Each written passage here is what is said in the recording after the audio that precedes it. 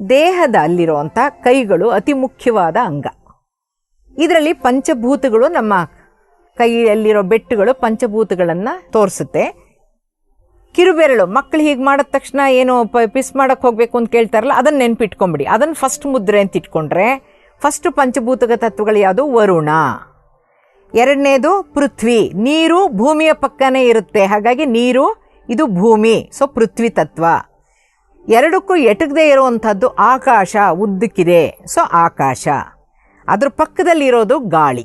ಹಾಗಾಗಿ ಪಂಚಭೂತ ಯಾವುದೇ ಮುದ್ರೆಗೆ ನಮಗೆ ಬೇಕಿರೋದು ಪಂಚಭೂತಗಳಾದ ವರುಣ, ಪೃಥ್ವಿ, ಆಕಾಶ, ವಾಯು, ಅಗ್ನಿ. ಅಗ್ನಿ ಇಲ್ಲದೇನೆ ಯಾವುದು ಚಿಕಿತ್ಸಾ ಮುದ್ರೆಗಳಾಗಲ್ಲ. ಹಾಗಾಗಿ ನಮ್ಮ ಆರೋಗ್ಯಕ್ಕೆ ಸಂಬಂಧಪಟ್ಟಂಗೆ ಯಾವುದೇ ಮುದ್ರೆ ಮಾಡೋದರೂ ಅಗ್ನಿಯ ಜೊತೆಯಲ್ಲೇ ಮಾಡುವಂಥದ್ದು. ವೀಕ್ಷಕರೇ, ದಿನನಿತ್ಯದಲ್ಲಿ ಮಾಡಬಹುದಾದಂಥ ಮುದ್ರೆಗಳನ್ನು ಸುಲಭವಾಗಿ ಒಂದೇ ಆರ್ಡ್ರಲ್ಲಿ ತಿಳಿಸ್ಕೊಡ್ತೀನಿ, ನಿಮಗೆ ಮಾಡೋಕ್ಕೆ ಸುಲಭ ಆಗುತ್ತೆ.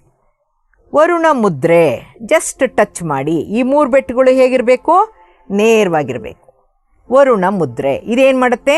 ದೇಹದಲ್ಲಿರುವಂಥ ಜಲಕ್ಕೆ ಸಂಬಂಧಪಟ್ಟಿರೋ ಎಲ್ಲನೂ, ರಕ್ತ, ನೀರು, ಬೆವರು, ಗೊಣ್ಣೆ, ಯೂರಿನ್ನು ಪ್ರತಿಯೊಂದು ಕೂಡ ನೀರಿಗೆ ಸಂಬಂಧಪಟ್ಟಿರೋದು. ಸೊ ಹಾಗೆ ಅದನ್ನು ನೋಡ್ಕೊಳ್ಳುತ್ತೆ. ನೆಕ್ಸ್ಟು ಪೃಥ್ವಿ. ಪೃಥ್ವಿ ಅಂದರೆ ಹೇಳಿದ್ದೀನಿ, ಮೂಳೆ, ಮಾಂಸ, ಮಜ್ಜೆ. ಸೊ ದೇಹದ ತೂಕ ಜಾಸ್ತಿ ಆಗೋದು, ದೇಹದ ತೂಕ ಕಡಿಮೆ ಇರೋರು ಇಬ್ಬರೂ ಕೂಡ ಈ ಒಂದು ಪೃಥ್ವಿ ತತ್ವವನ್ನು ಬಳಸಿ ಪೃಥ್ವಿ ಮುದ್ರೆ ಮಾಡಬಹುದು. ಇವತ್ತಿನ ಈಗಿರೋವಂಥ ಸಮಸ್ಯೆ ದೇಹ ದಪ್ಪ ಆಗಿರುವಂಥದ್ದು, ಅತಿಯಾದ ಹೆಚ್ಚಿರುವಂಥದ್ದು, ಅತಿಯಾದ ಬೊಜ್ಜಿರುವಂಥದ್ದು ಅವೆಲ್ಲ.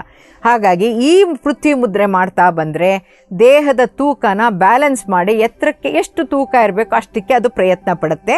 ಕಡಿಮೆ ಮಾಡ್ಕೊಳ್ಳೋಕೆ ಇನ್ನೊಂದು ಮುದ್ರೆ ಆಮೇಲೆ ಹೇಳ್ತೀನಿ. ಈಗ ನಾವು ಮಾಡ್ತಿರೋದು ಮೊದಲನೇದು ವರುಣ ಮುದ್ರೆ, ಎರಡನೇದು ಪೃಥ್ವಿ ಮುದ್ರೆ, ಮೂರನೇದು ಆಕಾಶ ಮುದ್ರೆ. ಆಕಾಶ ಅಂದಾಗ ಸ್ಪೇಸ್, ನಮ್ಮ ಅಂಗಾಂಗಗಳಲ್ಲಿ ಮಧ್ಯದಲ್ಲಿ ಇರುವಂಥ ಖಾಲಿ ಜಾಗ. ಮೂಗಿನ ಒಳಗಡೆ ಟೊಳ್ಳಿದೆ, ಕಿವಿ ಒಳಗಡೆ ಟೊಳ್ಳಿದೆ, ಫುಡ್ ಪೈಪಲ್ಲಿದೆ, ವಿಂಡ್ ಪೈಪಲ್ಲಿದೆ, ಇಂಟೆಸ್ಟೈನಲ್ಲಿದೆ, ಹಾರ್ಟ್ ಒಳಗಡೆ ರಕ್ತ ಚಲನೆಗಿದೆ. ಹಾಗಾಗಿ ಎಲ್ಲ ಕಡೆ ಎಲ್ಲೆಲ್ಲಿ ಟೊಳ್ಳಿದೆಯೋ ಆ ಟೊಳ್ಳನ್ನೆಲ್ಲ ಸಮವಾಗಿ ಇಟ್ಕೊಳ್ಳೋಕ್ಕೆ ಈ ಆಕಾಶ ಮುದ್ರೆ. ಹಾಗಾಗಿ ಇದನ್ನು ಹೃದಯ ಮುದ್ರೆಗೂ ಈ ಪೃಥ್ವಿನ ಆಕಾಶನ ಸೇರಿಸಿ ಯಾಕೆ ಇಟ್ಕೊಳ್ಳೋದು ಅಂದರೆ, ಹಾರ್ಟ್ ಒಳಗಡೆ ಇರೋವಂಥ ರಕ್ತ ಪರಿಚಲನೆ ಆಗೋಕ್ಕೆ ರಕ್ತನಾಳಗಳಲ್ಲಿ ಇರೋವಂಥ ಟೊಳ್ಳು ಖಾಲಿ ಜಾಗ ಏನಿದೆಯೋ ಅದೆಲ್ಲೂ ಬ್ಲಾಕೇಜ್ ಆಗದೇ ಇರೋಕ್ಕಿರೋದ್ರಿಂದ ನಿಮಗೇನು ಕಾಯಿಲೆ ಇರಲಿ ಇಲ್ಲದೇ ಇರಲಿ ಈ ಒಂದು ಆಕಾಶ ಮುದ್ರೆನ ಪ್ರತಿನಿತ್ಯ ಮಾಡೋದು. ನಾಲ್ಕನೇದು ಚಿನ್ಮುದ್ರೆ ಅಥವಾ ಜ್ಞಾನ ಮುದ್ರೆ. ಹಾಗಾಗಿ ಫೆದರ್ ಟಚ್ ಅನ್ನೋದು 4 ಮುದ್ರೆ: ವರುಣ ಮುದ್ರೆ, ಪೃಥ್ವಿ ಮುದ್ರೆ, ಆಕಾಶ ಮುದ್ರೆ, ಚಿನ್ಮುದ್ರೆ.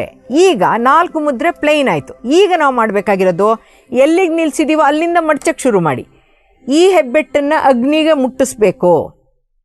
ಮುಟ್ಟಿಸಿ ಈ ಸೂರ್ಯನ 2ನೇ ಗೆಣ್ಣಿನ ಮೇಲೆ ಕೂತ್ಕೋಬೇಕು. ಸೊ ಇಲ್ಲಿ ಕಾಣ್ತಾ ಇದಲ್ಲ, ಈ ಬೆಟ್ಟಗಳು ಹಿಂಗಿರಬಾರ್ದು, ಇದನ್ನು ಸಮ ಮಾಡಿ ಇಟ್ಕೋಬೇಕು. ಇದು ಮೊದಲಿಗೆ ನಿಮಗೆಲ್ಲ ಬೆಟ್ಟಗಳು ಹಿಂಗೆ ನಿಂತ್ಕೊಳ್ಳೋದು ಅಭ್ಯಾಸ ಮಾಡಿದೆ. ಶುರು ಮಾಡಿದಾಗ ಒಂದು ಮಗ್ಗೊಳಗಡೆ ಒಂದು ಬಾಲ್ ಹಾಕಿಬಿಟ್ಟು ಅದನ್ನು ಹಿಂಗೆ ಹಿಸುಕ್ತಾ ಇದ್ರೆ ಬಿಸಿನೀರು ಒಳಗಡೆ ಇಟ್ಟು ಕೈಯೆಲ್ಲ ಫ್ಲೆಕ್ಸಿಬಲ್ ಆಗುತ್ತೆ. ಆಮೇಲಿಂದ ಈ ರೀತಿ ನಿಮ್ಗೆ ಹೀಗೆ ನಿಲ್ಲಿಸ್ಕೊಳ್ಳೋಕ್ಕೆ ಸಾಧ್ಯ ಆಗುತ್ತೆ. ಸೊ ಈಗ 4 ಪ್ಲೇನ್ ಮುದ್ರೆ ಆಯಿತು. 4 ಮಡಚೋ ಮುದ್ರೆಗಳಲ್ಲಿ ವಾಯು ಮುದ್ರೆ.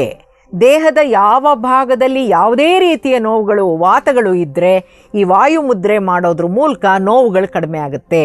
ಈಗ ಇದನ್ನು ತೆಗಿತೀರಾ, ಈ ಬೆಟ್ಟನ್ನು ಮಡಚ್ತೀರಾ. ಇದು ಆಕಾಶ, ಅಗ್ನಿ ಕೆಳಗಡೆ, ಅಗ್ನಿ ಆಕಾಶ ತತ್ವದ ಮೇಲೆ, ಈ 3 ಬೆಟ್ಟುಗಳನ್ನು ನೆಟ್ಗಿಟ್ಕೊಳ್ಳೋ ಅಂಥದ್ದು. ಇದೇನು ಮಾಡುತ್ತೆ? ಕಿವಿ ಒಳಗಡೆ ಇರೋ ತೊಂದರೆ, ಆಮೇಲೆ ತಲೆ ತಿರುಗು, ಆ ಥರ ಯಾವುದೇ ಒಂದು ಒಳಗಡೆ ಟೊಳ್ಳಿರೋ ಜಾಗದಲ್ಲಿ ತೊಂದರೆ ಇದ್ದರೆ ಅದನ್ನು ಬಿಡುಗಡೆ ಮಾಡಿ ಈ ಶೂನ್ಯ ಮುದ್ರೆ ಸರಿ ಮಾಡುತ್ತೆ. ಇಲ್ಲಿಂದ ತೆಗೆದುಬಿಡಿ. ಈ ಪೃಥ್ವಿ ಮುದ್ರೆನ ಅಗ್ನಿ ಕೆಳಗಡೆ ಹಾಕಿ ಈ ರೀತಿಯ ನೀವು 2ನೇ ಗೆಣ್ಣ ಮೇಲೆ ಸೂರ್ಯನಿಟ್ಟಾಗ ಇದ್ರಿ ದೇಹ ಯಾವುದು ಕಡಿಮೆ ಆಗುತ್ತೆ? ಬೆಟ್ಟಿನ ಕೆಳಗಡೆ ಇರೋದು ಕಡಿಮೆ ಆಗುತ್ತೆ. ಇದು ಯಾವುದು ಜಾಸ್ತಿ ಆಗುತ್ತೆ? ಅಗ್ನಿ ಜಾಸ್ತಿ ಆಗುತ್ತೆ. ಆವಾಗ ದೇಹದಲ್ಲಿರೋ ಕೊಬ್ಬನ್ನು ಕರಗಿಸುತ್ತೆ. ದೇಹದಲ್ಲಿರೋ ಅತಿ ಹೆಚ್ಚಾದ ತೂಕ ಏನಿದೋ, ಚರ್ಮದ ಕೆಳಗಡೆ ಕಟ್ಟಿರುವಂಥ ಒಂದು ಚರ್ಬಿ ಅಂತ ಏನು ಹೇಳ್ತಾರೋ ಅದು ಕಡಿಮೆ ಆಗೋದ್ರಿಂದ ದೇಹದ ತೂಕ ಕಡಿಮೆ ಆಗುತ್ತೆ. ಈಗ ಎಕ್ಸಸೈಸ್ ಕಡಿಮೆ, ಆಹಾರದ ರೀತಿ ನೀತಿಗಳಲ್ಲಿ ತಪ್ಪಿದೆ, ಹಾಗಾಗಿ ಅತಿ ಹೆಚ್ಚಿನ ತೂಕ. ಇವತ್ತಿನ ಸಣ್ಣ ಮಕ್ಕಳೆಲ್ಲ ಇಷ್ಟಿಷ್ಟು ದಪ್ಪ ಇರ್ತಾರೆ ಇವಾಗ. ಹಾಗಾಗಿ ಮೊದಲಿಂದನೇ ಆಹಾರದಲ್ಲೂ ಮಿತಿ ಇರಬೇಕು, ನಮ್ಮ ಜೀವನ ಶೈಲಿಯಲ್ಲೂ ಇಂಪ್ರೂವ್ ಮಾಡ್ಕೋಬೇಕು. ಸೂರ್ಯ ಮುದ್ರೆಯನ್ನು ಮಾಡೋದು. ಈ ಸೂರ್ಯ ಮುದ್ರೆನ ನೀವು ಬೆಳಗ್ಗೆ ಹೊತ್ತು ಸಾಯಂಕಾಲ ವಾಕಿಂಗ್ ಹೋದಾಗ ಎರಡೂ ಕೈಯಲ್ಲಿ ಸೂರ್ಯ ಮುದ್ರೆ ಇಟ್ಕೊಂಡು ನೀವು ವಾಕಿಂಗ್ ಮಾಡಿದ್ದೆ ಆದರೆ ನಿಮ್ಮ ಹಾರ್ಟು ಇಂಪ್ರೂವ್ ಆಗುತ್ತೆ. ಯಾಕೆಂದರೆ ಮೀನುಖಂಡ ಹಾರ್ಟಿನ 2ನೇ ಹಾರ್ಟ್ ಅಂತ ಹೇಳ್ತಾರೆ ಅಂತ ಹೇಳಿದೆ. ಮೀನುಖಂಡನ ಅದೂ ಜಾಸ್ತಿ ಕೆಲಸ ಮಾಡುತ್ತೆ. ಹಾರ್ಟಿಗೆ ಸ್ಟ್ರೈನ್ ಕಡಿಮೆ ಆಗುತ್ತೆ, ಜೊತೆಗೆ ನಿಮ್ಮ ತೂಕ ಕಡಿಮೆ ಆಗುತ್ತೆ, ಬೊಜ್ಜು ಕಡಿಮೆ ಆಗುತ್ತೆ, ಕೊಲೆಸ್ಟ್ರಾಲ್ ಕಡಿಮೆ ಆಗುತ್ತೆ.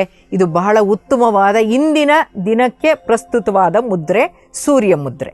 ಇಲ್ಲಿಂದ ಆವಾಗಲೇ ಹೇಳಿದಾಗೆ ಈ ಜಲನ ಅಗ್ನಿ ಕೆಳಗಡೆ ಹಾಕಿ ಅಗ್ನಿಯನ್ನು ಮೇಲೆ ಬಂದರೆ ಯಾವುದು ಕೆಳಗಡೆ ಇದೆಯೋ ಅದು ಕಡಿಮೆ ಆಗುತ್ತೆ. ಸೊ ನೀರಿನ ಅಂಶ ಜಾಸ್ತಿ ದೇಹದಿಂದ ಹೊರಟು ಹೋಗ್ಬಿಡಬಾರ್ದು, ಅದನ್ನು ತಡ್ಕೋಬೇಕು, ಅದನ್ನು ಉಳಿಸ್ಕೋತೀವಿ. ಈ ಅಗ್ನಿ ಜಾಸ್ತಿ ಆದ ತಕ್ಷಣ ನೀರು ಉಳ್ಕೊಳ್ಳುತ್ತೆ, ಕಡಿಮೆ ಆಗುತ್ತೆ. ಹಾಗಾಗಿ ಡಿಹೈಡ್ರೇಷನ್ ತಪ್ಪಿಸ್ಬೋದು. ಅಥವಾ ನಿಮಗೆ ಯೂರಿನ್ ಪಾಸ್ ಮಾಡೋಕ್ಕೆ ಜಾಗ ಇಲ್ಲ ಅಥವಾ ಹೋಗೋಕ್ಕಾಗಲ್ಲ, ಇನ್ನು 10 ನಿಮಿಷ ಕಾಯಬೇಕು ಅಂದಾಗ ಟ್ರಾವೆಲ್ ಮಾಡ್ತಾ ಇರುವಾಗಲೇ ಒಂದು 2 ಕೈಗಳಲ್ಲೇ ನೀವು ಜಲೋಧರ ನಾಶಕ ಮುದ್ರೆ ಹಿಡ್ಕೊಂಡು ಕೂತ್ಕೊಂಡ್ರೆ ನೀರು ಹೋಗಬೇಕು ಆಚೆ ಅಂತ ಕಷ್ಟಪಡೋದು ಕಡಿಮೆ ಆಗಿ ದೇಹದಲ್ಲಿ ಶಾಖ ಜಾಸ್ತಿಯಾಗಿ ನೀರು ಆಚೆ ಹೋಗೋಕ್ಕೆ ಆ ಒಂದು ಉತ್ಸುಕತೆ, ಹೋಗಲೇಬೇಕು ಅನ್ನೋದು ಅನಿವಾರ್ಯತೆ ಎಲ್ಲ ಕಡಿಮೆ ಆಗಿ ನೀರು ಉಳ್ಕೊಳ್ಳುತ್ತೆ. ಅಲ್ಲಿಗೆ 4 ಬೆಟ್ಟಿನ ತುದಿಗಳ ಮುದ್ರೆ, 4 ಬೆಟ್ಟಿನ ತುದಿಗಳನ್ನು ಅಗ್ನಿಯ ಬುಡಕ್ಕೆ ಹಾಕಿ ಮುದ್ರೆ, 4 4 8 ಆಯಿತು. ಪಂಚಪ್ರಾಣಗಳು ಅಂತ ಹಲವಾರು ಸಲ ಹೇಳಿದ್ದೀನಿ. ಆ ಪಂಚಪ್ರಾಣಗಳನ್ನು ಹೆಂಗೆ ಮಾಡಿದ್ರು ಬಹಳ ಸುಲಭವಾಗಿ ಹೇಳ್ಕೊಡ್ತಾ ಇದ್ದೀನಿ. ಈ 5 ಬೆಟ್ಟುಗಳಲ್ಲಿ ಮೊದಲ 3 ಬೆಟ್ಟು ಸೇರಿಸಿದಾಗ ವ್ಯಾನ ವಾಯು ಪ್ರಾಣಾಯಾಮ. ಸೊ ಇದನ್ನು ಪ್ರಾಣವಾಯು ಮುದ್ರೆ. ನೀವು ಪ್ರಾಣಾಯಾಮ ಸೇರಿಸ್ಕೊಂಡಾಗ ವ್ಯಾನ ವಾಯು ಪ್ರಾಣಾಯಾಮ ಆಗಿಬಿಡುತ್ತದು. ನೆಕ್ಸ್ಟ್ ಈ 3 ಬೆಟ್ಟಾದಮೇಲೆ ಇದನ್ನು ತೆಗೆದುಬಿಡಿ, ಈ 2 ಬೆಟ್ಟು ಸೇರಿಸ್ಕೊಳ್ಳಿ. ಆವಾಗ ಇದು ಏನಾಗುತ್ತೆ, ಅಪಾನ ಮುದ್ರೆ. ದೇಹದಲ್ಲಿ ಯಾವುದೇನ ದೇಹದಿಂದ ಆಚೆ ಹಾಕಬೇಕಾಗಿರುವಾಗ, ಕಾನ್ಸ್ಟಿಪೇಷನ್ ಆಗಿರುವಾಗ, ಸಕ್ಕರೆ ಕಾಯಿಲೆ ಆಗಿದ್ದಾಗ, ಸಕ್ಕರೆ ಅತಿಯಾಗಿ ಇರೋ ಸಕ್ಕರೆ ಹೋಗಬೇಕಾಗಿರುವಾಗ, BP ಜಾಸ್ತಿ ಆಗಿದ್ದಾಗ ನಮ್ಮಲ್ಲಿ ಉಪ್ಪಿನ ಅಂಶ ಹೋಗಬೇಕಾಗಿರೋ, ದೇಹದಿಂದ ಯಾವ್ಯಾವುದು ಬೇಡವೋ ಅದನ್ನು ಹೊರಗೆ ಹಾಕಬೇಕಾಗಿದ್ದರೆ ಅಪಾನವಾಯು ಮುದ್ರೆ. ಹಾಗಾಗಿ ಇದು ಬಹಳ ಉಪಯೋಗ. ಇದನ್ನೇ ಕೇಶವದಾಸ್ ಅವರು 8 ತಿಂಗಳು 8 ದಿನ ಕಳೆದ ಮೇಲೆ ಗರ್ಭಿಣಿ ಸ್ತ್ರೀಯರು ಈ ಅಪಾನ ಮುದ್ರೆ ಮಾಡ್ತಾ ಬಂದರೆ ಅದು ದೇಹದಿಂದ ಆಚೆ ಹೋಗಬೇಕು ಅನ್ನೋವಂಥ ಒಂದು ಪ್ರಜ್ಞೆ ನಮ್ಮ ದೇಹಕ್ಕೆ ಬಂದು ನಾರ್ಮಲ್ ಡೆಲಿವರಿ ಆಗುತ್ತೆ ಅಂತ ಹೇಳ್ತಾರೆ. ಡಾಕ್ಟರ್ ಕೇಶವದಾಸ್ ಇದ್ದಾರಲ್ಲ, ಅವರು ಅಥಾರಿಟಿ ಆನ್ ಮುದ್ರಾಸ್, ಡೆಲ್ಲಿಯವರು. ಸೊ ಹಾಗಾಗಿ ಅಪಾನ ಮುದ್ರೆ ಹೋಯಿತು. ಈಗ ಈ ಬೆಟ್ಟನ್ನು ತೆಗೀರಿ, ಈ ಬೆಟ್ಟನ್ನು ಹಾಕ್ಕೊಳ್ಳಿ. ಅಲ್ಲಿಗೇನಾಯಿತು, ಈ 3 ಬೆಟ್ಟು ಸೇರಿದಾಗ ಅಂದ್ರೇನು, ಜಲ, ಪೃಥ್ವಿ, ಅಗ್ನಿ 3 ಸೇರಿದಾಗ ಪ್ರಾಣ ಮುದ್ರೆ. ನಮ್ಮ ದೇಹದಲ್ಲಿರುವಂತಹ ಹೃದಯಕ್ಕೆ ಸಂಬಂಧಪಟ್ಟಂಥ ಪ್ರಾಣ ಅಂದರೆ ನಾವು ಬದುಕಿದ್ರೆ ಮುದ್ರೆ ಮಾಡ್ಬೋದು. ಮುದ್ರೆ ಮಾಡೋಕ್ಕೆ ನಾವು ಬದುಕಬೇಕು ಅಂದಾಗ ಫಸ್ಟು ಪ್ರಾಣಾನ್ ಗಟ್ಟಿ ಮಾಡ್ಕೊಂಡು ಆಮೇಲೆ ಬೇರೆ ಪ್ರಾಣಾನ್ ಮಾಡ್ಕೊಳ್ಳೋದು. ಹಾಗಾಗಿ ಯಾವುದೇ ಚಿಕಿತ್ಸಾ ಮುದ್ರೆ ಮಾಡಿದಾಗ ಅದು ದೇಹಕ್ಕೆ ಅಂಟಬೇಕು, ಪ್ರಾಣಕ್ಕೆ ಅಂಟಬೇಕು, ಆರೋಗ್ಯ ಕೊಡಬೇಕು ಅಂತ ಈ ಪ್ರಾಣ ಮುದ್ರೆನ ಮಾಡಲೇಬೇಕು. ಅಲ್ಲಿಗೆ ಈ 3 ಪ್ರಾಣವಾಯು ಆಯಿತು. ಈಗೇನು ಮಾಡಬೇಕು, ಬಿಟ್ಟಿದ್ವಿ ಅಲ್ವಾ, ಅದನ್ನು ಸೇರಿಸ್ತಾ ಬರಬೇಕು. ಸೊ ಈ ಬೆಟ್ಟನ್ನು ಸೇರಿಸಿದ್ರೆ, ಆಕಾಶ ಬೆಟ್ಟನ್ನು ಸೇರಿಸಿದ್ರೆ ಅದೇನಾಗುತ್ತೆ, ಉದಾನ ಪ್ರಾಣನ ಕಾಪಾಡಿಕೊಳ್ಳುತ್ತೆ. ಕೊನೆಯದಾಗಿ ವಾಯು ಇದನ್ನು ಸೇರಿಸಿದ್ದೆ ಆದರೆ ಸಮಾನ ಅನ್ನುವಾಗ ಎಲ್ಲ ಒಂದೇ ಸಮನಾಗಿ ಒಟ್ಟಿಗಿರ್ಬೇಕು. ಅದಕ್ಕೆ ಕುರ್ಚಿಯ ಅಥವಾ ಭೂಮಿಯ ಹೀಗೊಂದ್ಸಲ ಹಿಂಗೆ ಇಟ್ಕೊಂಡ್ರೆ ನೀಟಾಗಿ ಮೊಗ್ಗಿನ ರೂಪದಲ್ಲಿ ಬರುತ್ತೆ. ಪಂಚಭೂತಗಳು ಒಟ್ಟಾಗಿ ಕೆಲಸ ಮಾಡಿ ನಿಮಗೆ ವಾತ, ಪಿತ್ತ, ಕಫ 3 ಕೂಡ ದೇಹದ ಆರೋಗ್ಯಕ್ಕೆ ಎಷ್ಟು ಬೇಕೋ ಅಷ್ಟನ್ನು ಮಾತ್ರ ಇಟ್ಕೊಳ್ಳುತ್ತೆ. ಹಾಗಾಗಿ ಇದು ಸಮಾನ ಮುದ್ರೆ. ಕೊನೆಯಾದ ಒಂದು ಮುದ್ರೆ ನಾ ಹೇಳಿದ್ದು ಅಪಾನವಾಯು ಮುದ್ರೆ. ಇದು ಆರೋಗ್ಯದ ಸಂಬಂಧಪಟ್ಟಂಗೆ ಹೃದಯದಲ್ಲಿ ಏನೇ ತೊಂದರೆ ಇರಲಿ, ಅದು ಲೆಫ್ಟ್ ವೆಂಟ್ರಿಕಲ್ ಡಿಸ್ಫಂಕ್ಷನ್ ಆಗಲಿ, ಬ್ಲಾಕೇಜಸ್ ಆಗಲಿ, ಯಾವುದೇ ಒಂದು ಮಸ್ಕ್ಯುಲಾರ್ ಪ್ಲೇನು ಅಥವಾ ಹಾರ್ಟ್ ಎನ್ಲಾರ್ಜ್ಮೆಂಟ್ ಏನೇ ಆಗಿರಲಿ, ಅದಕ್ಕೆ ಸಂಬಂಧಪಟ್ಟಂಗೆ ಈ ವಾಯುವನ್ನು ಅಗ್ನಿ ಕೆಳಗೆ ಹಾಕಿದ್ರೆ ವಾಯು ಮುದ್ರೆ ಆಯಿತು. ಈ 2 ಆಕಾಶ ಮತ್ತು ಪೃಥ್ವಿನ ಸೇರಿಸಿದ್ರೆ ಇದು ಅಪಾನವಾಯು ಮುದ್ರೆ. ಈ ಅಪಾನವಾಯು ಮುದ್ರೆಯಿಂದ ವಯಸ್ಸಾಗಿರೋರಂಥ ಜೀವಿಗಳು ಕೂಡ ಏನಾದರೂ ತೊಂದರೆಯಲ್ಲಿದ್ದು ಅವರೇನಾದ್ರು ಆರೋಗ್ಯದ ಸಮಸ್ಯೆ ಆದರೆ ಮೊಟ್ಟ ಮೊದಲಿಗೆ ಹಾರ್ಟ್ ಅಟ್ಯಾಕ್ ತಪ್ಪಿಸೋಕ್ಕೆ ಈ ಅಪಾನ ವಾಯು ಮುದ್ರೆ ಮಾಡಿ, ಅವ್ರಿಗೇನು ಹೇಳೋಕ್ಕಾಗಲ್ಲ, ಹಿಡಿದು ರಬ್ಬರ್ ಬ್ಯಾಂಡ್ ಹಾಕಿ ಅಂತ ಹೇಳಿದ್ದೀನಿ. ಹಾಕಿಬಿಟ್ಟು ನಂತರ ನೀವು ಡಾಕ್ಟರ್ ಅಸಿಸ್ಟೆನ್ಸ್ ತೊಗೊಳ್ಳಿ, ಯಾವುದಾದ್ರು ಹಾಸ್ಪಿಟ್ಲಿಗೆ ಸೇರಿಸೋದು ಅವೆಲ್ಲ ಮಾಡಿ, ತೊಂದರೆ ಇಲ್ಲ. ಆದರೆ ಮೊಟ್ಟ ಮೊದಲಿಗೆ ನಮ್ಮ ಜೀವವನ್ನು ರಕ್ಷಿಸೋದು, ಪ್ರಾಣವನ್ನು ರಕ್ಷಿಸೋವಂಥ ಮುದ್ರೆ ಅಪಾನ ವಾಯು ಮುದ್ರೆ. ಬಹಳ ಒಳ್ಳೆ ಮುದ್ರೆ. ಮುದ್ರಾ ನಿಯಮಗಳೇನು ಅನ್ನೋದು ತಿಳ್ಕೊಬೇಕು. ಯಾಕೆಂದರೆ ಮಾಡಬೇಕಾ ಮಾಡಬಾರ್ದು ಹಲವಾರು ಪ್ರಶ್ನೆಗಳು ನಮ್ಮನ್ನು ಕಾಡಬಾರ್ದು. ಹಾಗಾದರೆ ಮುದ್ರಾ ನಿಯಮಗಳೇನೋ, ಯಾವ ಸಮಯದಲ್ಲಾದರೂ ಎಲ್ಲಾದರೂ ಮುದ್ರೆಗಳನ್ನು ಅಳವಡಿಸ್ಕೊಳ್ಬಹುದು, ಯಾವ ಆಸನದಲ್ಲಿ ಕುಳಿತಾದರೂ ಮುದ್ರೆಗಳನ್ನು ಮಾಡಬಹುದು. ವಜ್ರಾಸನದಲ್ಲಿ ಕೂತ್ಕೊಳ್ಳೋಕ್ಕಾದರೆ ವಜ್ರಾಸನ, ಇಲ್ಲದೇ ಇದ್ದರೆ ಸುಖಾಸನದಲ್ಲಿ ಕೂತ್ಕೊಳ್ಳಿ ಮಾಡಿ. ಬೆಟ್ಟಿನ ತುದಿಗಳನ್ನು ಸ್ಪರ್ಶಿಸಬೇಕೇ ಹೊರತು ಅದುಂಬಾರ್ದು. ಈ ರೀತಿ ಟೈಟಾಗೆಲ್ಲ ಇಟ್ಕೋಬಾರ್ದು. ಸುಮ್ಮನೆ ಹಿಂಗಿರ್ಬೇಕು. ಇದು ಉಗುರ ಮೇಲೆಲ್ಲ ಹೀಗೆಲ್ಲ ಇಟ್ಕೊಂಡು ಮುದ್ರೆಗಳು ತೋರಿಸ್ತಾ ಇರ್ತಾರೆ. ಉಗುರಿಗೆ ಟಚ್ ಆಗಬಾರ್ದು. ಬರೀ ಒಂದು ಈ ಬೆಟ್ಟಿನ ತುದಿ ಸ್ಪರ್ಶಿಸ್ಬೇಕಷ್ಟೇನೆ, ಉಗುರುಗಳು ತಗಲಬಾರ್ದು. ಒಂದೊಂದು ಮುದ್ರೆಯ ಜೊತೆ ಕನಿಷ್ಠ ಪಕ್ಷ 1 ನಿಮಿಷನಾದರೂ ಪ್ರಾಣಾಯಾಮ ಮಾಡಿ.